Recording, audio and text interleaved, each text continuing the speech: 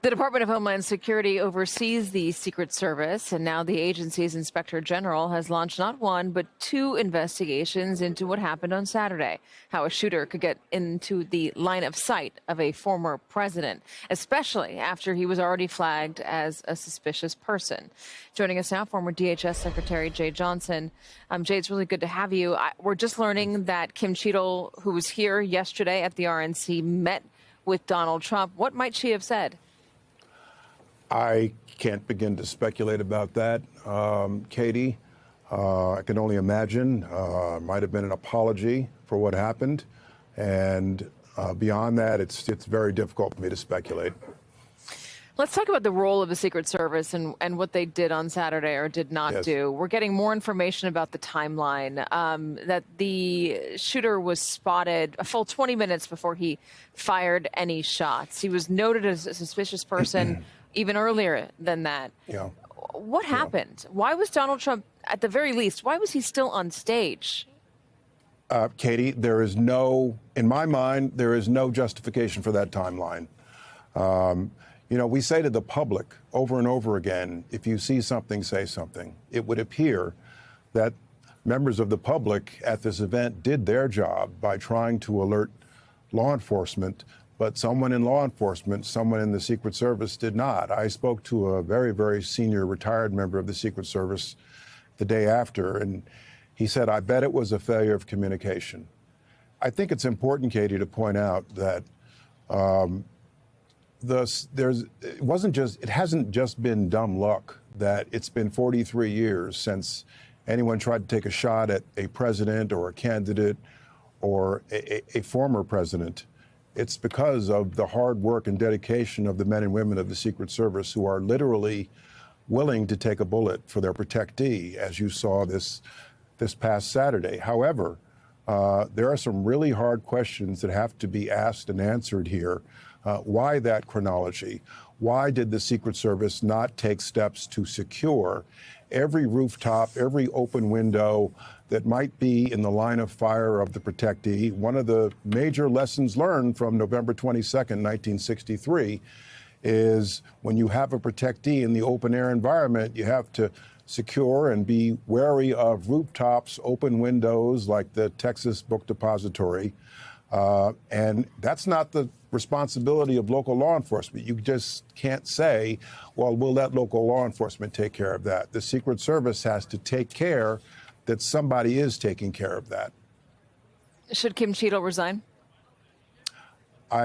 Katie, I will not second guess any decisions there.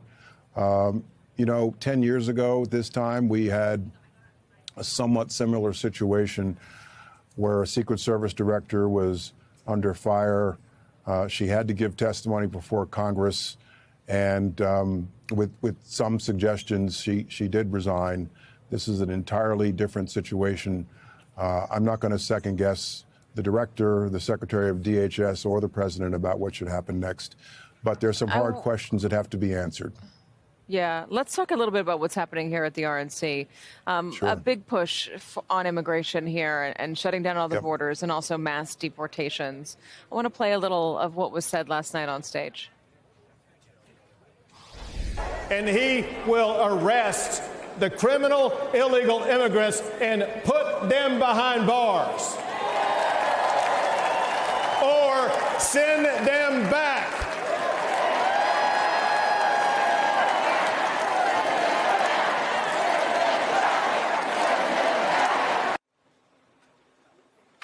Send them back, send them back, send them back. Also handing out cards with mass deportations now. Is that even feasible, Jeh? To some eyes and ears, it's a great bumper sticker.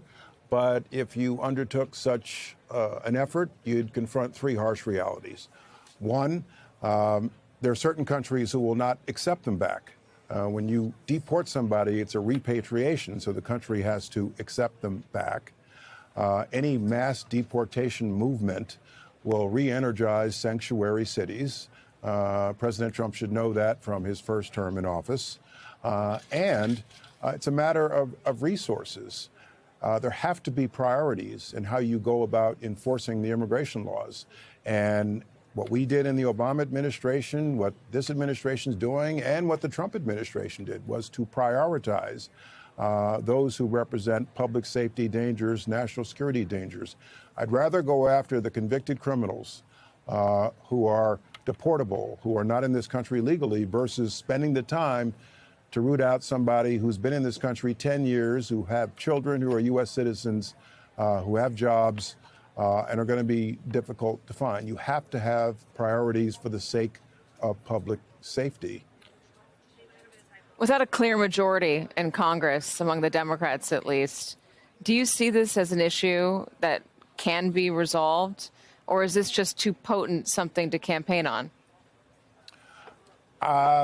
That's a good question. I think that no matter who has the majority in the next term, and whoever's president, the bill negotiated between Chris Murphy and Jim Lankford and Kyrsten Sinema is a good, strong border security bill.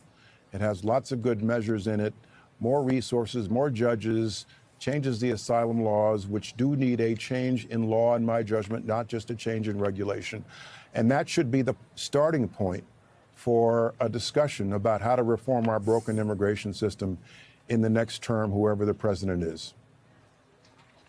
Let me ask you about Joe Biden, who's facing increased pressure to step aside. What do you think you should do? You worked with him. I did when he was vice president, and I consider President Biden to be a friend. I hope he considers me a friend. I won't presume to tell him or suggest to him what he should do. It's a very political and personal decision. But if President Biden decides to step aside, I will be very happy for him. To me, it'd be a liberation of sorts for him, and almost literally a new lease on life. People will not be scrutinizing him every time he steps off an airplane, how he walks, what he does with his arms and his hands, and his speech in every interview. And as I see it, he could go out a winner. Spend the next 6 months, it's almost exactly 6 months in his term, trying to heal the nation in a bipartisan way. Do what he does well. Talk to all the people of this country without campaigning, and leave that to someone else. I think if he undertook that, I would be very, very happy for him. He would go out a winner, never having lost a general election in over half a century. And you say that as a friend. Yes. If he were to do that, how do you feel about the Democrats that could take his place? What do you think of Kamala Harris? Would that be your choice? Well, again, I'm not a political strategist. It would seem to me at this late date, if the president were to leave the race, she would presumptively be the front runner. The party apparatus would almost certainly be behind her. The delegates selected so far were selected for Biden-Harris. So presumably she would be the front runner if he were to step aside. Jeh Johnson, former Secretary of the Department of Homeland Security, thank you so much for joining us. I appreciate it. Thank you.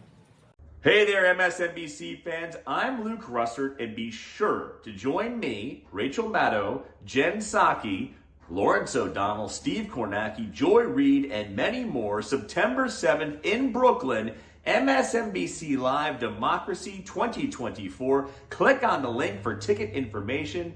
We will see you there.